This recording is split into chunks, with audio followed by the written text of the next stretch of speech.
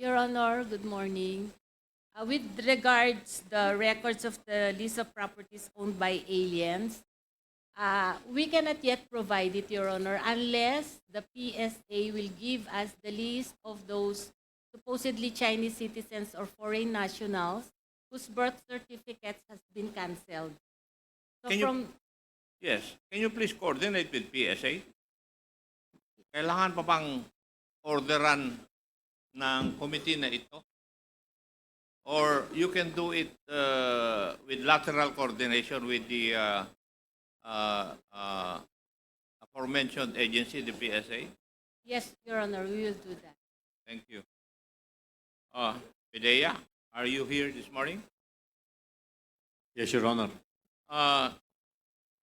You were required in the last hearing to submit the official Pidea Region 11 logbook. Yes, Your Honor. We submitted it. Covering December 31, 2004 and January 1 to 5, 2005. Yes, Your Honor. This was submitted already. Yes, Your Honor. Thank you. For NBI, NBI. in the last hearing, the NBI was directed to obtain Mr. Alan Lim's case files and fingerprint records from the Cavite Court to verify his identity and involvement. Dahil in the last hearing, sabi ni General Wilkins Villanueva, hindi magkaiba yung tao na present. And Miss Madam Nono Lim also denied na yun ang kanyang asawa. So, in the last hearing, NBI was directed to obtain the case files and fingerprint records from the Cavite Court to verify his identity and involvement. Was this already submitted? NBI? Mr. Chairman, we already secured the records from the court, and the examination of those fingerprints in comparison to available records of Lee Winchong is underway, Mr. Chairman. So when can this be finished and be submitted to this committee? The examination is ongoing, Mr. Chairman. Yeah, I know. My question is when can it be submitted? I will coordinate with the fingerprint examiner, Mr. Chairman. Thank you.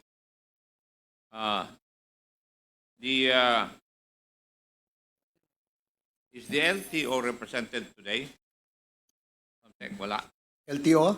Are you around? There's no LTO representative?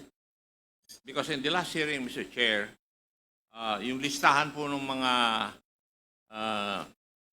ini-eliminate o nililiquidate, kaya madali raw mahanap dahil ang tumutulong po sa kanila ay yung taga-LTO. Kaya we were asking for the complete name of the regional director of LTO then. Kaya I think LTO was directed to find out kung sino po yung kwan nun. So, COMSEC, have we communicated with the LTO as to the name of the regional director? We only invited them, sir, but we have not communicated to that effect. Thank you. Thank you. Maybe in the next hearing, this can be verified. Thank you, Mr. Chair. PSA. Is PSA represented today? Yes, Your Honor. The PSA was required to provide the committee all the birth certificates for the children of Rose Nonolin. Complied? Yes, Your Honor. It's already submitted. Thank you. And for the Bureau of Immigration, nandito ba? All the requirements were submitted, COMSEC. And would COMSEC please provide the members copies of this document?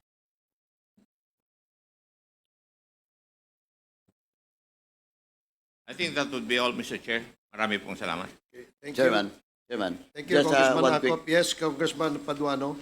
Chairman, with regards to the documents being required to LRA, ma'am, I have talked before the hearing started. I talked to AMLA, and he told me that some documents that you have submitted in the previous hearing pa po, well, in fact, during the Mexico Pampanga hearing, at it was submitted to the committee, to the Quad committee, you submit a different documents, not all those documents. List of properties being acquired by foreign national and companies. Yes, Your Honor, may I clarify that matter? Because these data are being extracted only, a difference in spelling will produce a different result. However, So, ma'am, to cut you short. So, in short, you submitted to us previously documents that is not verified. Are you saying that? no, Your Honor, we verified it. I'll take, for example, the case of AD Tayang. The spelling of the AD in the documents that we submitted in the previously is AEDY. But now, the spelling that was given to LRA Central Office is AEDI. So it produced no results. That's why there's a difference. That's why we're consolidating it now, Your Honor. But ma'am, again, let me warn you. In the case of Eddie Tayang, malinaw po, di ba? Yung isang property, that's why during the Mexico Pampanga, in my committee hearing, I told you, and I warned you, na wala munang galawan dun sa mga properties. And well, in fact, one of the property of Eddie Tayang was sold to a certain Rodingo. Di ba? Yes, Your Honor. Ngayon you're telling us na bago yung mga list, tapos ano nakalagay doon sa notes nyo? Na yung previous not on record? No, it's on record, Your Honor. The list that we submitted before has the title numbers, yes, in the name of AD Tayang. No, I'm not just, Eddie Tayang is just an example. Yes, Your Honor. Now, ang tanong ko ngayon, are those documents being submitted previously is the same documents that you have submitted in today's hearing? They are not the same, Your Honor, in the sense that if there is a difference in spelling, there's a difference in the result. So we're now consolidating, we're checking the spelling of all the names submitted last week and the names that we submitted previously so that we can consolidate all our reports. Ma'am, ano lang ako, medyo, kasi until now, AMLA, the case that was filed, doon sa mga forfeiture of properties, isa pa lang po, okay, that's not your fault. It's the fault of AMLA. But, ang sinasabi ko lang po, pag may nangyari, doon sa mga dokumento, babalikan ko yan sa staff ko, may mangyari doon sa dokumento that you have submitted and taxation being made in the period in which you submit the document, may problema po kayo. Yes, Your Honor. I will Take personally recommend to file a case against you. Yes, Your Honor. We Para take malinaw lang po. Because I have already warned you. Sa public accounts pa lang. Kasi po, inaayos ka natin itong proseso natin dito sa inyo. Yes, Your Honor. With due respect, I was the one who called the attention of our legal department that there is a discrepancy in the report that was submitted this morning. Okay, but ang sinasabi ko lang po, that's why, ano na po, ingat-ingat po tayo. Kasi, I've told you before, Yes, Your Honor. nalusutan tayo dun sa isang property, prime property pa. Saka talagang malinaw na kay Eddie Yang yun, bininta kay Rodingo. Diba? Yes, Your Honor. For the record, Your Honor, we already complied with 2 orders of injunction from the CA, and the other one is from the SEC regarding the nullification of the Certificate of Registration of Empire Estate 999. Okay, thank you. Anyway, dyan na po muna ako, no? And before I yield my to SDS Dong. Chairman, can we direct the COMSEC, Mr. Chairman, that baka pwedeng mag-overtime kayo during the break. Pag-reconcile lahat ng mga dokumentong pinadala sa atin ng LRA before submitting it to AMLA for any legal purposes. Thank you, Chairman. Comsec, please comply. Yes, SDS Gonzales. Yes, thank you, Mr. Chairman. RD Lorna, kasi, alam mo, tiga Pampanga tayo, tiga San Fernando ako, tiga Mexico ako. Kung po pwede, yung from Pandara, San Fernando, covered court na ginawa ko ron, kung pupunta ka sa Mabalacat, tingin ka sa kanan, di ba? May makikita ka doon, covered court pinagawa ko. Lahat ng lupa na yon, almost 500 hectares yung lupang yon. Dire-diretso mo yon, kakanan ka, San Felipe na yon, San Fernando. Pag dumiretso ka ng San Felipe, San Jose Matulid, San Antonio, San Lorenzo, hanggang doon sa Quezon Road. Ang lupa doon is, lagay ko, more or less 600 hectares. Kaya more or less, San Fernando plus Mexico equals to 1.1 million hectares.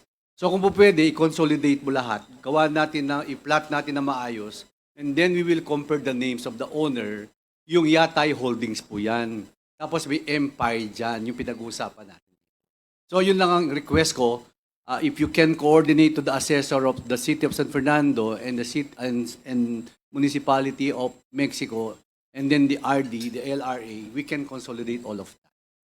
Yes, Your Honor, we will coordinate with the assessor of the city of San Fernando. And for the records, Your Honor, as regards the Mexico properties, we had submitted the documents regarding the Yatay Holdings and the Board of Directors. And the total area of this property is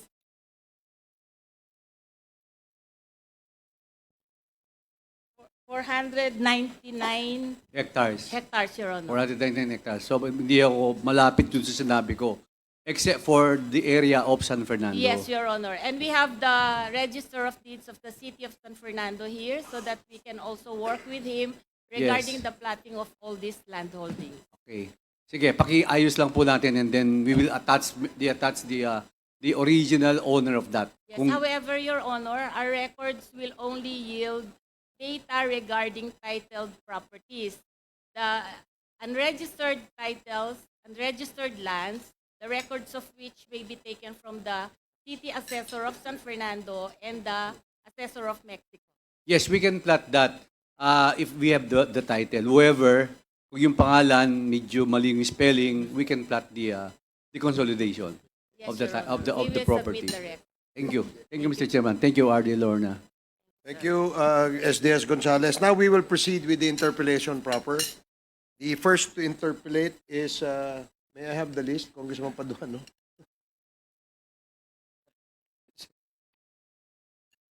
The list, Congressman J. Kung Hoon. You have 10 minutes. Thank you, Mr. Chair. First, Mr. Chair, can I direct my question to Mr. Mark Taguba?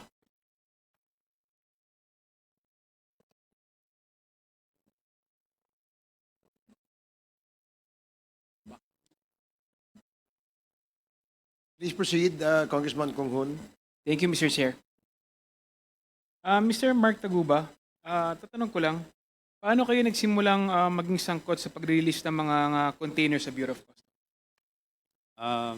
Meron po akong tracking. So, ayun po. Nag-process din po kami ng container. May broker din po ako.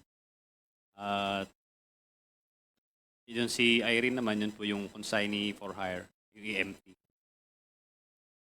Itong tracking business na nabanggit mo sa affidavit mo, ito yung kay TJ Marceliana at Irene May Tatad na magkasama kayo. Hindi po. Yung tracking po is sa akin po yun. Golden Strike tracking.